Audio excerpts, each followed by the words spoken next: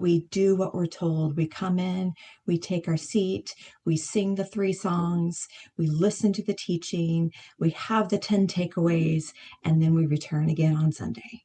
And it's like most of the time, the message doesn't leave with you when you walk out the door. It's not transformational. It's just informational. And we need to begin to pine for the transformation that is promised. I mean, we're supposed to be taking on the mind of Christ, and I'm just not seeing the fruit.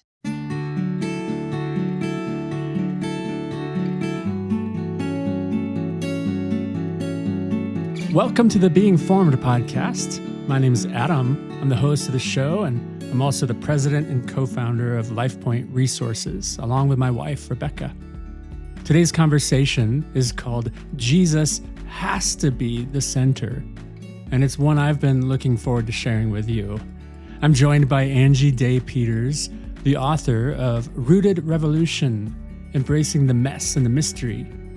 Angie carries a deep pastoral heart, and throughout her work, especially in this conversation, you can really sense her longing for people to experience real freedom in their relationship with Christ, freedom within themselves, and freedom in how they relate to others.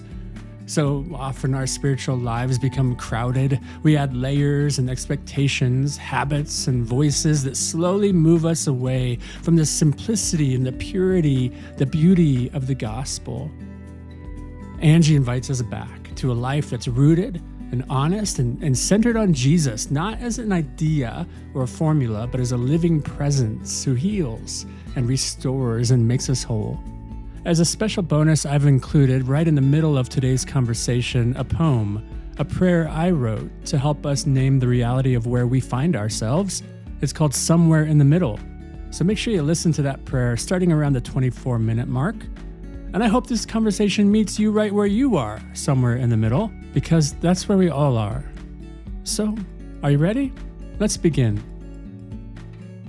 Angie Day Peters, welcome to the Being Formed podcast. It is a real blessing to be able to have you here with us and to have a conversation. Yeah, I'm so glad to be here. I was a little scared and intimidated when you sent a message, but I was like, you know what? Let's do this. This will be good. It'll be good for me. It'll be stretching. It'll be good for all of us just to engage in this conversation around your new book and just around your ministry and around what guides your heart and your passion and your life. And so, Angie, before we dig into this conversation, I want to ask you what I love asking every person on the Being Formed podcast. And it's a deeper question. The question is just, how is it with your soul? Yeah, I've listened to enough of your episodes to know that was coming. And so I've been sitting with that, and I'm like, Jesus, you know what? The truth is I can't even decide for myself how it is with my soul. So how is it with my soul? And I just feel in that I am re-engaging a delight of being a child of God. In that my soul has experienced brokenness and my soul has experienced great delight. And so it's both. I have both going on at the same time because, life can be difficult, but it's what we do with it that matters. And so my soul is in the good hands of the Good Shepherd, and so it is well. That's a good answer. And I just want to say, that's why I want to have this interview with you, because you just described what I think is really important. When we ask soul questions, they're meant to be a conversation starter with Jesus, right? And you did that. You're like, Jesus, can you tell me? Can you help me identify what's going on in here, right? And so I love that you described to us the process of wanting to name that with Jesus. Thank you. I just want to let everybody know I'm excited to share this. We're family. We're kind of related, right? We share loved ones. We share loved ones. Let's see. My brother's wife is your husband's sister. Sure. so, Yeah. Way to so go. I'm sure that at some point in time we could end up at a family reunion somewhere, somehow together. But we're not that far away. You live in Kansas, I live in Colorado. I know that there have been some experiences in the past where my adult son and his family, who live out in Manhattan, have engaged with you and your family at the same church. And so we have known of each other for many years. And I knew that you were doing some great stuff with the ministry, and that your heart was so good. Every time I was ever around you, I was like, wow, Angie, she's got it, man. She's got something good going on. And so Oh, when I saw that you wrote this book, Rooted Revolution, I was like, okay, I'm reaching out. I'm going to see if you want to join the Being Formed podcast. So thanks for saying yes. Angie, before we get into your book, I'd love to have you share a bit of your own journey with our listeners. I'm just thinking about those experiences or those moments in your life that first awakened in you a passion to help people live into freedom and live from a place of wholeness. yeah. So what I would have to do is go way back to childhood. I was crippled by timidity as a little girl. And I mean, we're talking, it was severe. If you looked at me, I would look away. If you spoke to me, I'd hide behind my mom. It was severe and could not find my voice, didn't really know how to even respond to people. But my internal world did not match my external world, because on the inside, I had this growing, vibrant imagination that included a great big God. And so I don't remember a time throughout childhood where I didn't feel a connection to God as a father. And I lived in a occasionally violent home. My dad struggled with addiction, and from that came the occasional violence, and which just insulated me even more. It just created a fear and pushed me deeper and deeper into this internal world. And so I lived out my childhood with this great big God who I talked to on a regular basis. Now, we were occasional Catholics, and my mom was raised in a Catholic home. And so it was just a byproduct of that we would attend the Catholic Church on occasion. It wasn't until her brother died of cancer that we ended up going to a charismatic Christian church. Wild worship, drums, nonetheless. I mean, I'm used to hymnals and organs. And there were people, I kid you not, running around the sanctuary. And so there was just so much to take in. And it wasn't like I was viewing this in judgment at all. It was more like, what's this? Hmm. Like, somebody please just explain it, like a holy curiosity, if you will. And so this is what my introduction to a formal version of Christianity was Yeah. was this just I had no words for it. And this would continue throughout my teenage years, to where I was introduced to healings and just all sorts of miracles. And also, I was introduced to, the gray areas of Christianity, and how to be a really great rebel. And we're talking about, I mean, I came from, I was straight laced. I did not move to the left or to the right too far. I was just, again, crippled by timidity still. And so then I'm introduced to these people that have all the right answers, but they are living rebellious lives as far as I'm concerned. They're allowed to cuss, have sex, all of the things that, I'm like, these are like no-nos. And I wasn't even like, a disciple. And so this is my introduction. So it's like the full gamut of religion and Christianity, or Christ followers, all together mushed into this crazy scene that was my teenage years. And it was shortly after that. So John and I got married when we were 19. We were Hmm. just babies. And then had our first son when I was 21. And it was during that period of time that I became so hungry for truth. And I would go and ask everybody and anyone, like, do you have the answers? And I was probably a little bit obnoxious in my hunger, wanting to know, who is Jesus, and how do I live for him? And nobody really had the answers that I was looking for. It was really more placating my questions, and ultimately they just didn't have them. One of the responses was that if I didn't repent for everything that I had ever done wrong, I would go to hell. So that wasn't very encouraging. So, I mean, as you can imagine, this time of my life it was delightful and also just frustrating because nobody could offer me what I was looking for. And then came intimate moments with Jesus, Mm. where he would just enter into the scene and I could have conversations with him, and he would explain who he was, and would teach me by story. And it was so fascinating because there were times that he would say something to me, and then later I would find that very thing in scripture. And so it really, my hunger to see people free and to see people engaged in an intimate relationship with Jesus really came by my own intimate relationship with Jesus.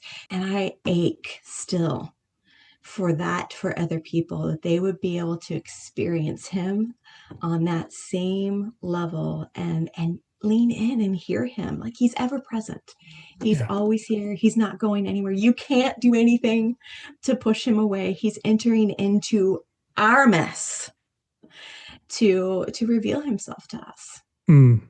Yeah. Wow. I love that. I've just been reading a book recently about attachment theory, and actually interviewed the authors of the book too. And I love the language that they use around how Jesus, our good shepherd, meets us where we are and moves us. He's always coming to meet us and move us into that place of secure attachment, which, according to these authors, they would call that the landscape of a pasture of joy and peace, right? But but there is a meeting and a moving, and so I love that you identified that very thing, that's a passion that we have, that everybody would come to realize there's a sense in which no matter where you are, no matter what you've done, no matter how your story has weaved through life, and where you find yourself right now, there is a hope. You're not lost. You're not too far gone. You're not a hopeless case, not by any means, but but Jesus is actually coming to meet you where you are. Yes, and is in fact doing so.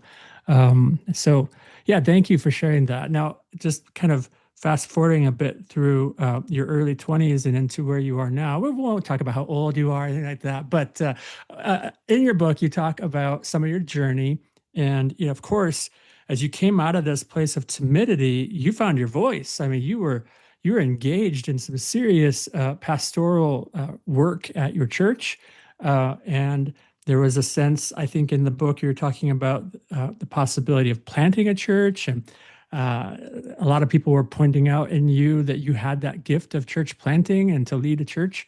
So God really, really did do amazing work of transformation in you, and he works through you, of course, right? But something shifted in there, and rather than planting a church, I know you started a ministry, you started a nonprofit called Unedited Life. And so I'd love to talk about Unedited Life. And if you want to share any bit of that journey of what it was like to find yourself moving through what seemed very hopeful and like a call of God on your life, to even some disappointment around that. Mm-hmm. And then where you ended up. I would just love for you to talk a little bit about Unedited Life too. Sure. So Unedited Life was born out of really hosting conferences. It was just going to be definitely its own nonprofit, because we had registered it with the state and everything, but it was going to be within the expression of the church that we were attending at the time. And it was just going to be about just putting on conferences and different things like that. And because loved the idea of hospitality and hosting people and being able to create spaces of transformation. Mhm. And so that was the idea behind Unedited Life.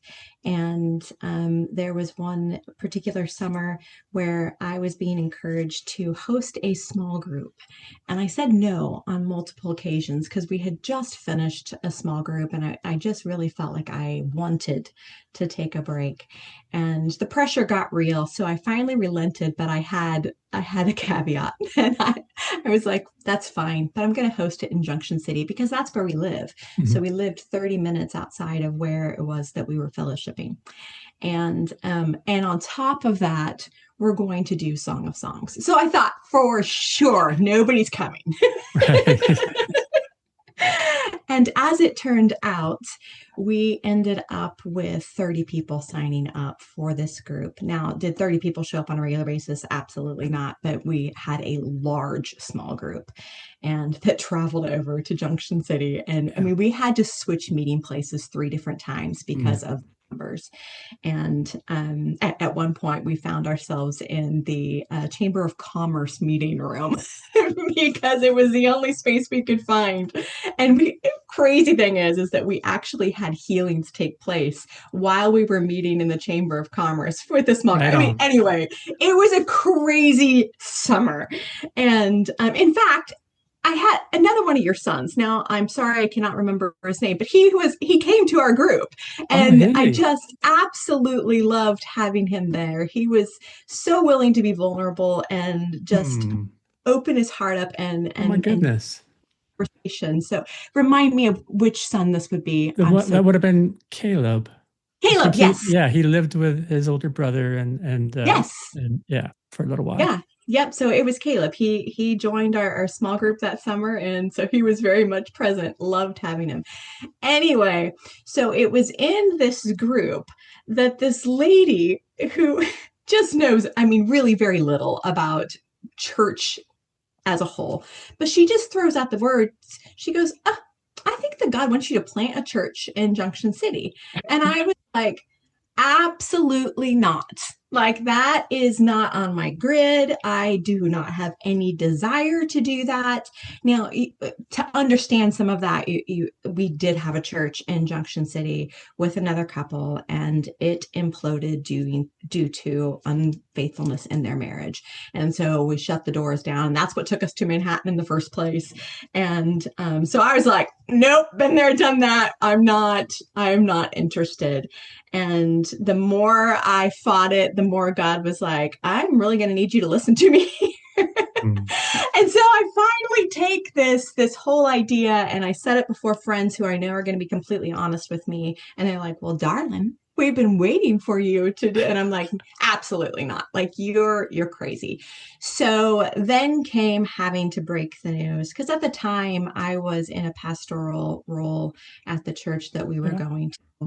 And so I needed to have the conversation with them as well. And at first it was very, very exciting conversation because their immediate thought was another campus in Yay. Junction. Expansion. Expansion, I know. And I knew that that's not what God was saying. Right. So anyway, I had to rip the Band-Aid off and just tell him that no, it's not what God's calling us to. And really things fell apart. They didn't have to, but they did. And but the story behind the name Unedited Life came about through a leadership conversation where the women in the room were having a very transparent moment, and there was a African American woman that was present, and she actually is part of a massive conglomerate where she is in a higher up position, and she was explaining how she felt like anytime she had to lead a conversation within that context that she would have to edit herself Mhm. because the majority of the people in the room were men. And so that really broke open this conversation about what it feels like as women to have to edit ourselves to feel like, whether it's true or not, but to feel like we're being well received. And so that led me to really think more deeply of this concept of living unedited. And does God edit us? Is he editing us, or is he restoring, reconciling, that nature of things? Is that how he's treating us? Is he bringing the fullness of who we are to the, Mm-hmm. or is he legitimately editing us? And so I really wrestled with that concept to understand, no, it's not in his heart to edit us. He's actually quite proud of the masterpiece he's created, it turns out. And one of the things that he revealed to me, he was asking me, Angie, when you have written something, do you go back to look at it? And I was like, honest moment, yes. Like I get very caught up in what it is that I've done. I'm proud of the work that I've done. I'm fond of the different pieces that have gone into a strung together line of words. And I would go back and I would just be like, oh, this is so good. And God goes, what makes you think that I would be any different? Because I do not pull back the layers on you thinking, oh, I really messed up there. And to really begin to sit with even the messy parts of who we are. He isn't turning his head away because he can't look on it. That's not who he is. He conquered sin and death. So he draws near regardless of what the marred up parts of us look like. And we're far more critical than he would ever be anyway. And so that's where that name came from, is really understanding that God's not editing us, and we should stop doing that to one another. Mm-hmm. And we do it all the time. You and I have lived a life being edited, and where it began is probably different for all of us. But I can look back and think, oh my gosh, I have been edited from the time I was a little girl, where there were things about me that, people wanted to try and shape and mold. And this is true today. So in the position that I'm in, it has been mostly women who come alongside and try and edit me. And the way that God has helped me understand all of this is that at the root of it, it's a misvaluation of who we are as people. And so the moment that we feel the need to alter something in one another, we're actually misvaluing. And if we would first have eyes to see the Christ in one another, we would be a little more cautious at what we're trying to shape and mold, because my Bible says that he's the great potter. Where is this misvaluation coming from, do you think? Like, what's the heart behind it? Let's assume good intentions, right? Ah, What are we doing when we're misvaluing? Where's yeah. it coming from? My initial thoughts there would just be that it starts here, right? It's a misvaluation of self. Okay. So then we refract that on to others, and we begin to want to rearrange. Because if I can rearrange something external from me, I don't have to deal with the pain Mm-hmm. on the inside of myself. And so I think that by and large, we are a people who have buried pain, not wanted to touch it because we're so afraid that it will bury us, it will crush us, it will be the end of us. But really, it is the beginning of us when we begin to allow the Lord to sort out the painful parts of who we are. And we all have pain. We all have misfortunes, missteps, whatever you want to name them. Maybe it's straight up sin. We all have that. And the sooner we can confess that, the sooner we can get on to living life full tilt, as Christ promised in John 10:10.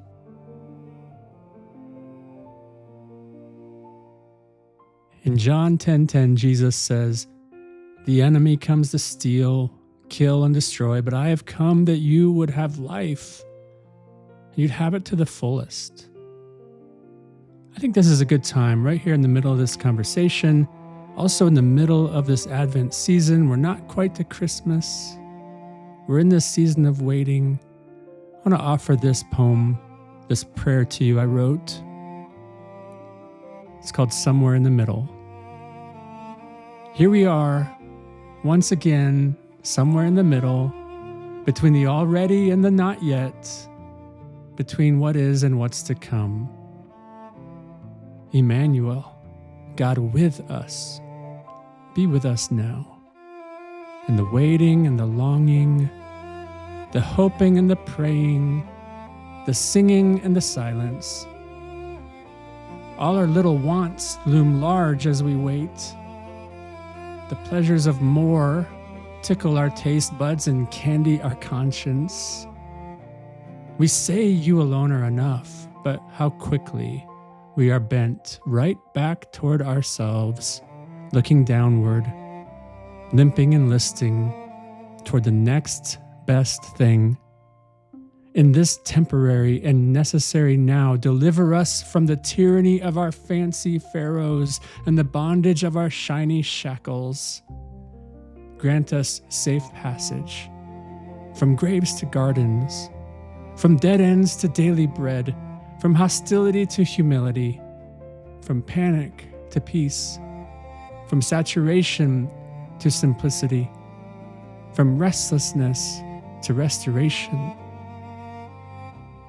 Precious Prince of Peace, whose gift of selfless love makes all things new, begin with us as we seek you, behold you, adore you, and abide with you now and forevermore. Amen.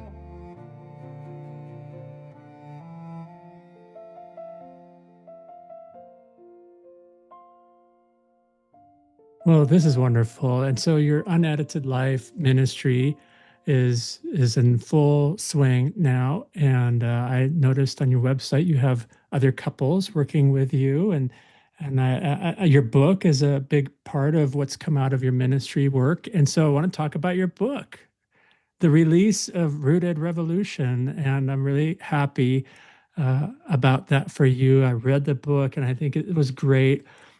As we dig into that a bit, I'm curious just about those two words, rooted and revolution. I'm curious about how being rooted leads to revolution. What kind of revolution are we talking about here, Angie? This was probably the most difficult part of the book, was naming it. And Yeah. because I wanted it to be provocative, but I also wanted it to be true. And oftentimes you can't find the two running congruently. And rooted is simply, we do not have a say in this. If we are in Christ, we are rooted, and we do not get to be the author and finisher of our faith. He does. So often I think we usurp his position as head and try to make things happen. So being rooted is that slower paced life, which, by the way, I don't like. I am more of a sprinter. I want to tackle things. I want to meet them, headlong and get them done and make them submit. Just kidding, kind of.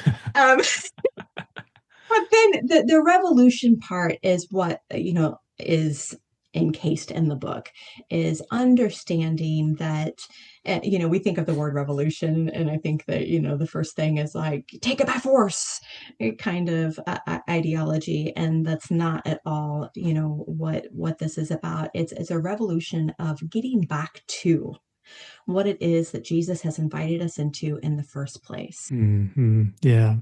Well, I can see your passion in it as you talk and you explain it for sure. And I share that passion with you. I'm curious about, even just as you were coming to the idea of writing the book, or the sense of this book needs to be written, right? Yeah. This is inside you. It's got to get out, and you're the one to tell the story. You're the one to put pen to paper here. Was there a moment when you knew, I've got to write this book? Yeah. Yeah. So a year ago, John and I found ourselves over in England. We were there on a ministry trip, and it was a nearly 20-day ministry trip.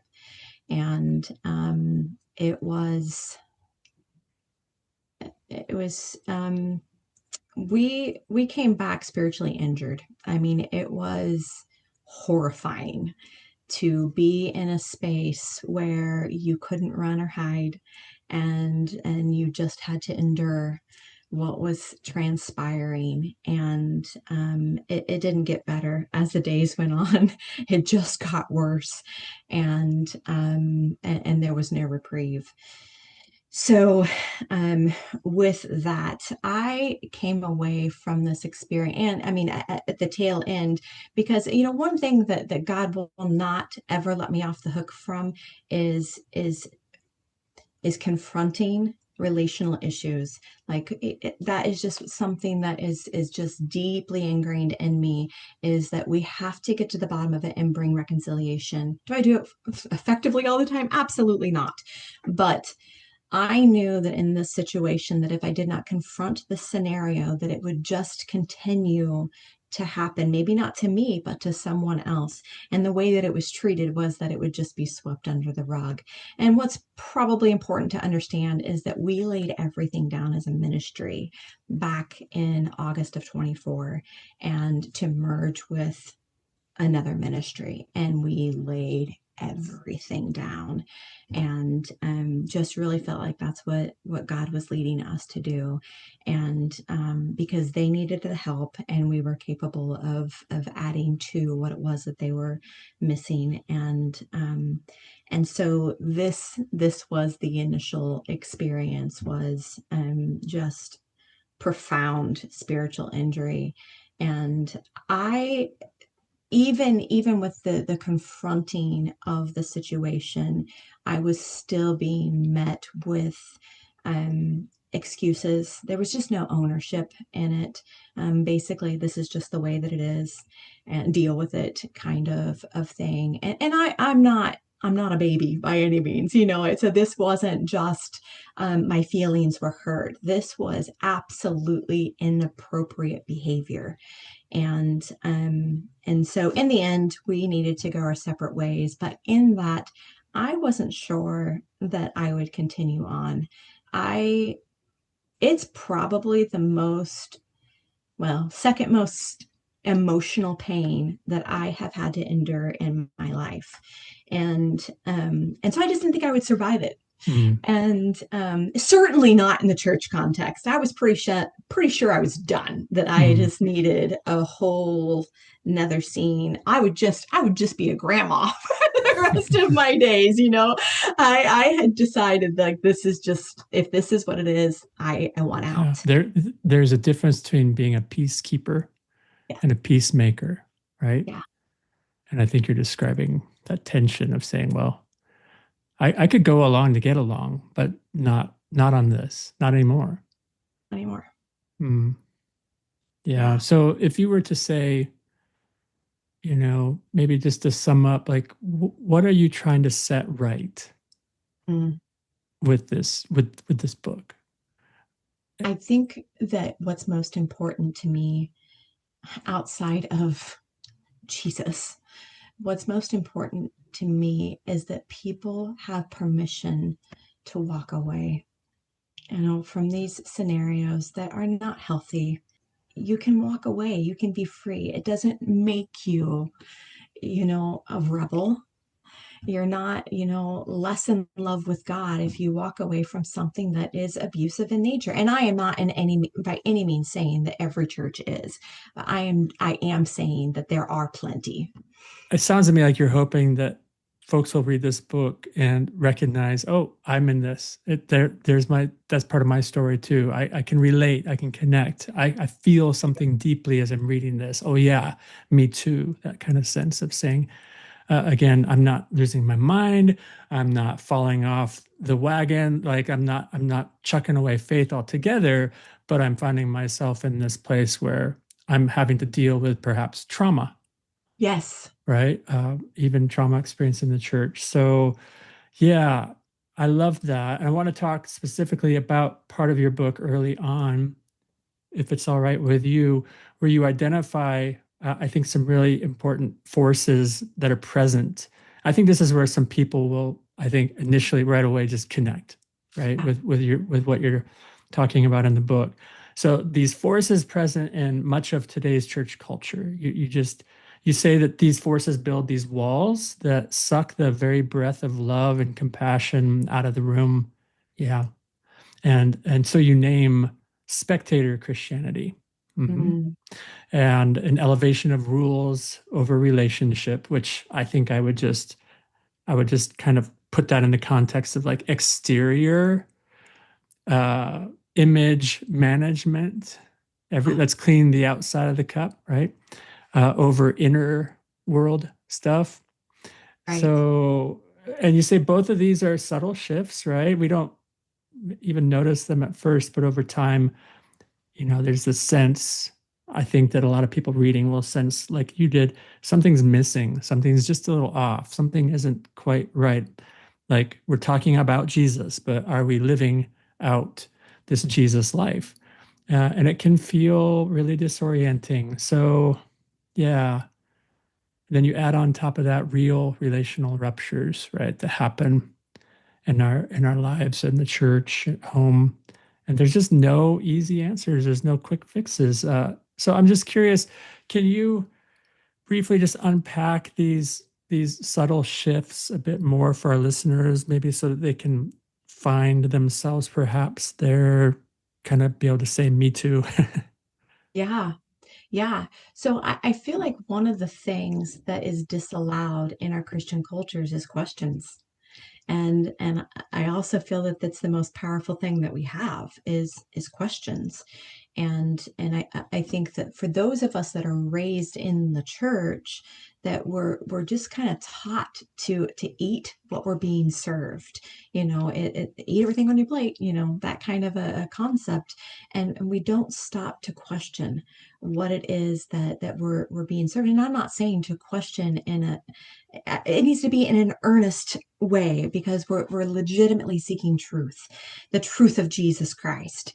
And the other would be to really like search scriptures for ourselves in these things. And ultimately the person that is leading the organization, they honestly don't have any more access to Jesus Christ than the rest of us. We all have the same access. We can all rush the throne Preach at it. any. We can all hop up on Papa God's lap and ask him anything. He loves us. Yeah. You don't have to have a degree or an ordination. You just have to have a heart to want to know the love of Christ. And so I think that that's one of the most threatening things within our church context, is somebody who's willing to ask questions, because we are consumers. We just we do what we're told. We come in, we take our seat, we sing the 3 songs, we listen to the teaching, we have the 10 takeaways, and then we return again on Sunday. And it's like most of the time, the message doesn't leave with you when you walk out the door. It's not transformational, it's just informational. And we need to begin to pine for the transformation that is promised. I mean, we're supposed to be taking on the mind of Christ, and I'm just not seeing the fruit. I'm just thinking about my church background movement. It's kind of like this non-denominational quote unquote restoration movement churches where everybody wanted to get back to the early days of the church, the book of Acts, that church was an organism. And yeah, it certainly had its leadership level, these disciples and apostles were with Jesus, and they wanted to devote themselves to prayer and to teaching, and so they were creating these other opportunities for people to serve, and deacons, and the whole thing was all just being worked out in real time. But there was a fluidity to, I think, the church at that time. Everybody felt like they had access to the Spirit and to what God was doing in the room and what God was doing in their community, and yeah, and it was real. It was real life change. And so I think about even just some of the things that you're describing, what you're putting out there as a hopeful vision is people who don't step away from community altogether, but find this sense of community that is real, robust, relational, um, restorative, and if there is a sense of that religiosity kind of thing, it's not really. It's we understand, we recognize it for what it is, and we say, no, we're here to just keep growing together in love, believing the best in each other, seeking the heart of God together. So there is that community element. I know that. I see you nodding your head, and I read it in your book. I know it's there.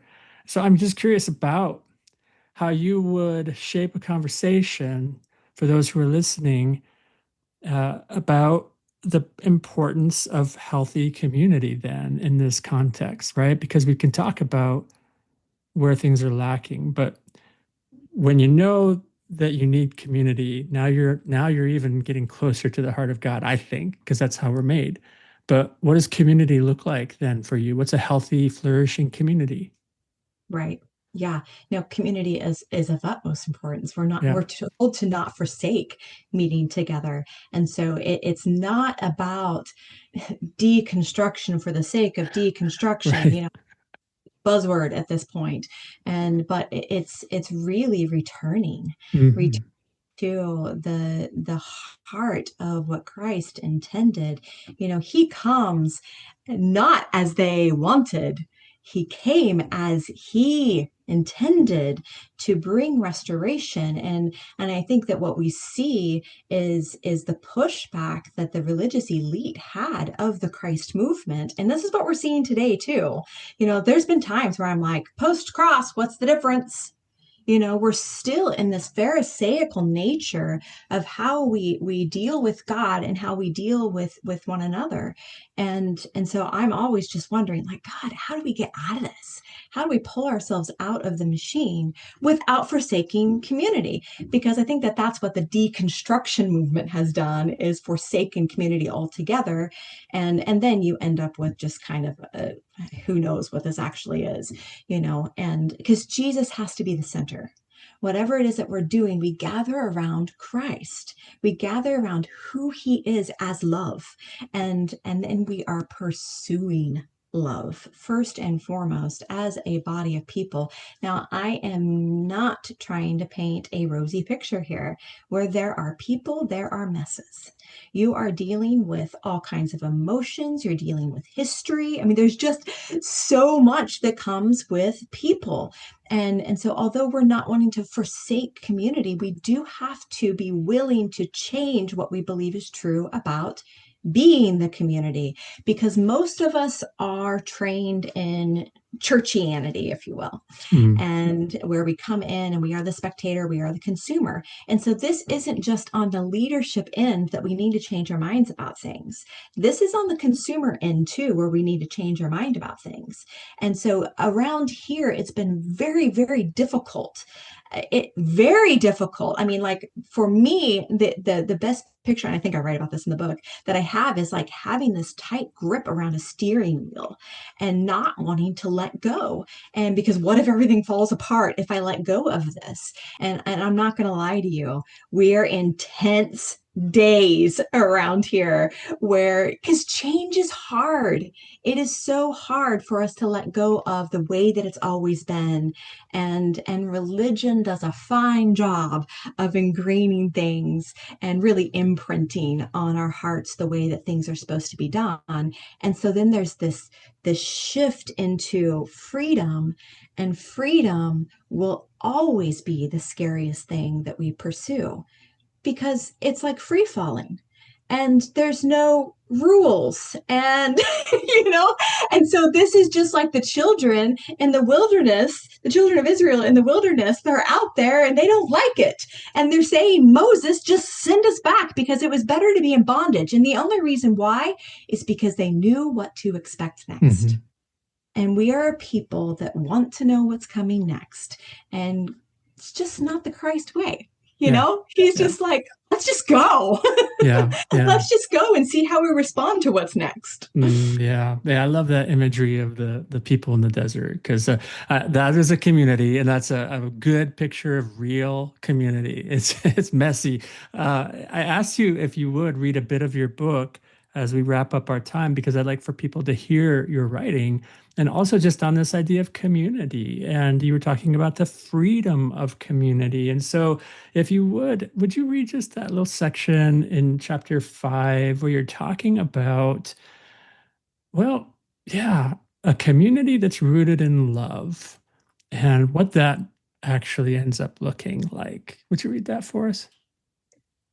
Love is inherently messy, and a community genuinely rooted in love is therefore gloriously uncontrollable and beautifully unpredictable. Therein lies the wonder of the mystery. The relational equity between an individual and Christ will and should look different from one person to another. We've spent so much of our lives trying to conform to unspoken expectations, believing there's a singular right way to be spiritual. But a life of freedom requires us to rise up and live authentically and mysteriously. Each of us is an awe and a wonder in Christ Jesus, a unique expression of his multifaceted glory, meant to unfold in ways that only his boundless creativity can orchestrate. Thank you. Now, Angie, based on what we talked about earlier, you just read your work. How do you feel? Like I told you before, I am the one that will go back and peek at it and be like, oh my gosh, this is amazing. So it is with great pride, that I share this book with the world, and not pride in a way that is haughty and arrogant, but just in a way that I know it's what God called me to do, and I saw it through.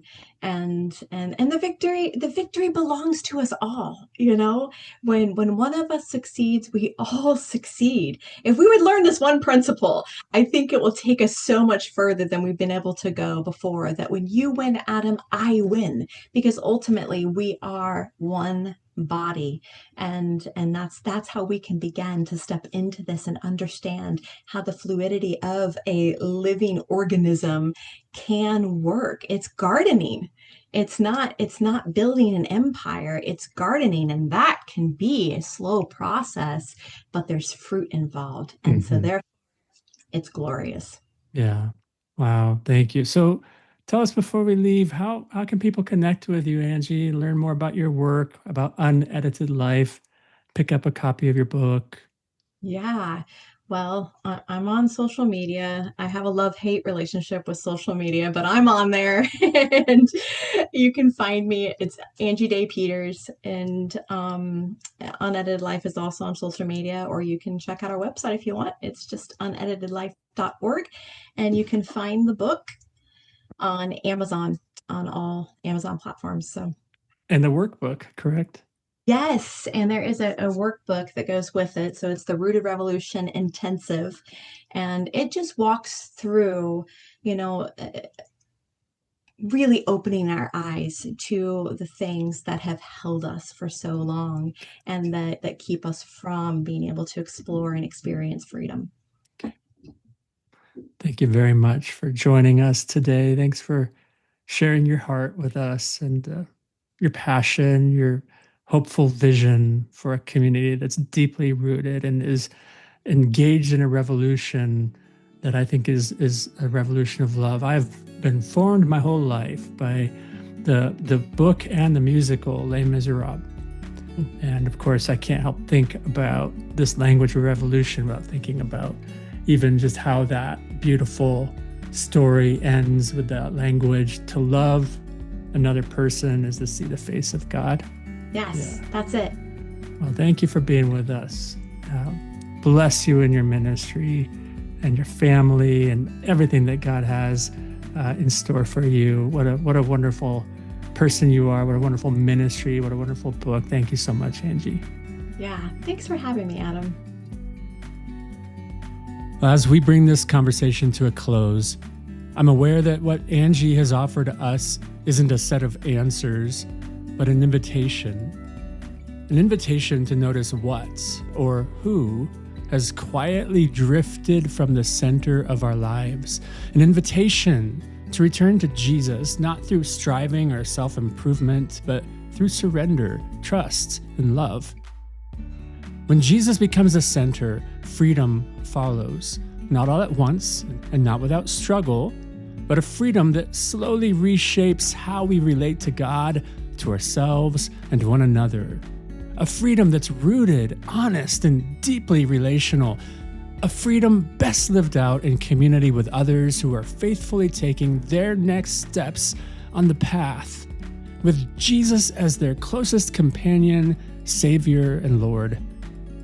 My hope is that something from this conversation lingers with you. Perhaps a word, a question, or just a gentle nudge from the Spirit, inviting you to recenter, to recalibrate your own life in love. So Angie, thank you for your wisdom, your faithfulness, and your willingness to keep pointing us back to what matters most. And to all of you listening, thank you for being part of the Being Formed podcast. May you continue to be formed by grace, grounded in Christ, and led into deeper freedom. So this is the final episode of 2025, and as this goes live a mere 8 days before Christmas, I just want to wish you all a Merry Christmas and a joy-filled Happy New Year. Until next time, grace and peace.